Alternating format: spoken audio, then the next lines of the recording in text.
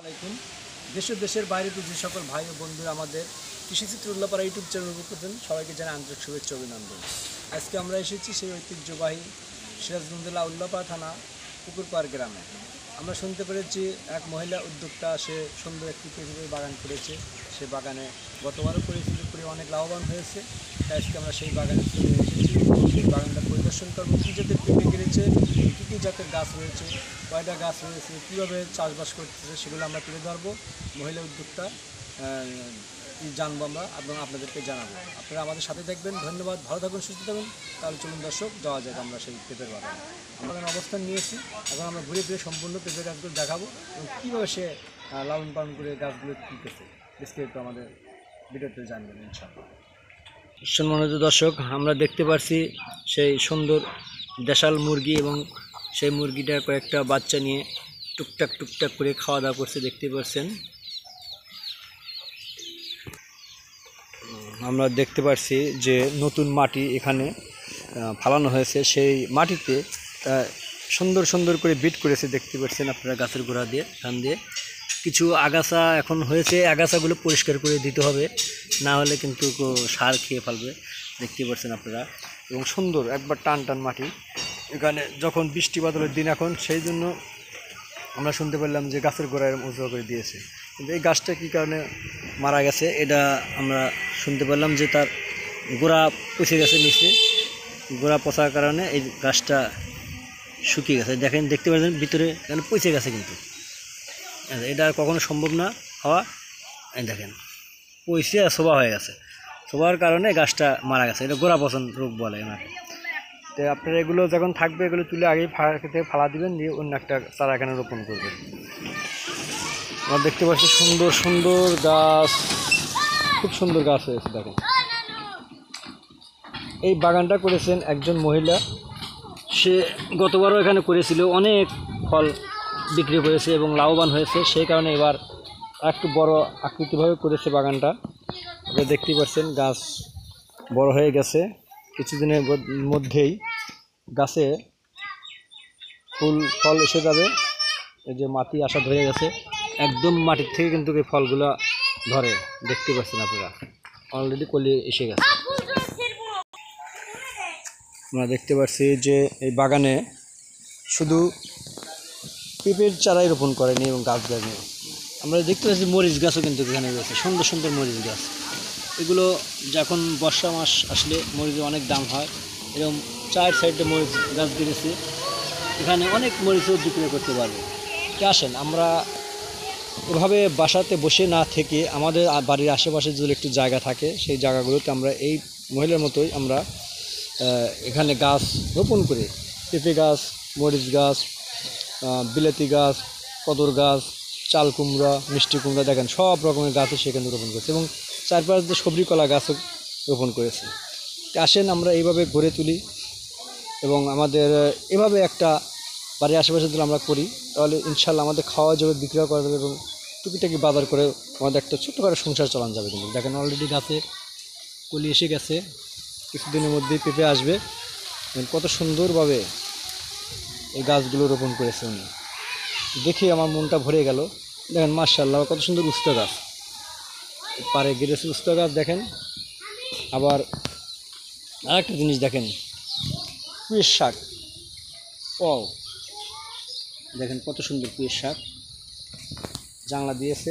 এই ছোট্ট মাছগুলো এই পুঁইয়ের শাক রান্না করা যায়, কী যে স্বাদ লাগবে আপনাদেরকে বলা যাচ্ছে না, খাওয়ায় দেখাতে পারলে বুঝবেন। দেখেন আবার সুন্দর সুন্দর সবজি কলা গাছ, আনাজি কলা গাছ চায়ের মধ্যে রোপণ করেছে। সম্পূর্ণ বাগান আপনাদের ঘুরে ফিরে দেখাবো, আপনারা আমাদের সাথেই থাকুন।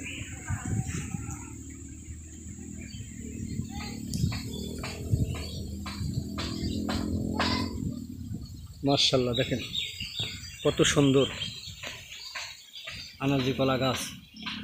এই একটা কান নিচলে তাও 500-600 টাকা বিক্রি করা যাবে, কান্দালিতে শুরু করে। তাহলে এইভাবে যদি প্রত্যেকটি এই ছোট্ট বাগানে চায়ের মধ্যে রোপণ করে থাকে, তাহলে এই বাগান থেকেই ইনশাআল্লাহ প্রতি মাসে তাও 10-15 হাজার টাকা ইনকাম করা যায়। এই ছোট্ট একটি বাগান থেকে একজন মহিলা যদি 10-15 হাজার টাকা ইনকাম করতে পারে এরকম একটা বাগান করে, তাহলে তো কতটুকু তার সংসারে আয় বৃদ্ধি হবে আপনারা বুঝতেই পারছেন। তো এইভাবে আপনারা সবাই আজকে আবারও বলছি, ঘরে বসে না থেকে সবাই আমরা এই মহিলার মতন উদ্যোগ নিব ইনশাল্লাহ। চলুন আরও ঘুরে ফিরে দেখবো, অনেক কিছু আছে কিন্তু। দেখেন এই যে মরিচ গাছ, এই মরিচ গাছ কিন্তু কিরকম প্রত্যেকটি পেঁপে গাছের দিয়েই সারি দিয়ে লাগিয়ে দিয়েছে। দেখেন এবারে কুঞ্চি দিয়ে খাড়া করে দেওয়া আছে। আবার সাইডে চাল কুমড়া, যাকে কুমড়োর শাক বলে, এবং চাল কুমড়া। এই চাল কুমড়া কত সুন্দরভাবে দোলা দিচ্ছে বাতাসে, দেখতে পাচ্ছেন। ছোট্ট জাংলা চাল কুমড়া এখনও ধরেনি, কিন্তু 2-1 দিনের ভিতরে ইনশাল্লাহ ফল এসে যাবে। আমরা ফুল দেখতে পাচ্ছি, যে ফুল এসে গেছে। আর এই কদর গাছ রয়েছে দেখেন চারপাশ দিয়ে বাগানের। এই যে পেঁপে গাছগুলো কত সুন্দর বাতাসে দুলছে দেখেন। একজন মহিলা উদ্যোক্তা কত সুন্দরভাবে গড়ে তুলেছে এই বাগানটি। বাগানটাতে এসে আমাদের মন ভরে গেল। আশা করি আপনাদেরও ভালো লাগবে। ভালো লাগলে অবশ্যই আমাদের চ্যানেলের সাথে থাকবেন, লাইক, শেয়ার, কমেন্ট, সাবস্ক্রাইব করবেন। ধন্যবাদ, ভালো থাকুন, সুস্থ থাকুন। এই বলে আমি বিদায় নিচ্ছি। মোহাম্মদ শাহিন রেজা। দেখা হবে পরবর্তী যে কোনো আবার ভিডিওতে। সুন্দর করে লালা কেটে দিয়েছে যেন বাগানে কোনো রকমভাবে পানি বেঁধে না থাকতে পারে। এইভাবেই বাগান করতে হবে।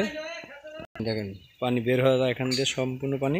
বাগানে কখনো পানি বেঁধে থাকে না, একদম টনটনা হয়ে থাকে সবসময়।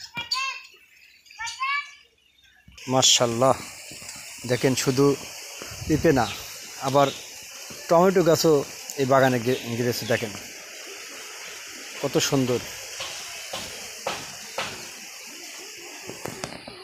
একের ভিতর দুই আমরা বলে থাকি না, একের ভিতর দুই, সেই একের ভিতর দুই নেই, একের ভিতর 8। মানে একই বাগানে 8 রকমের তরিতরকারি আবাদ করেছে, দেখতে পাচ্ছেন। এই বাগানে রয়েছে প্রথম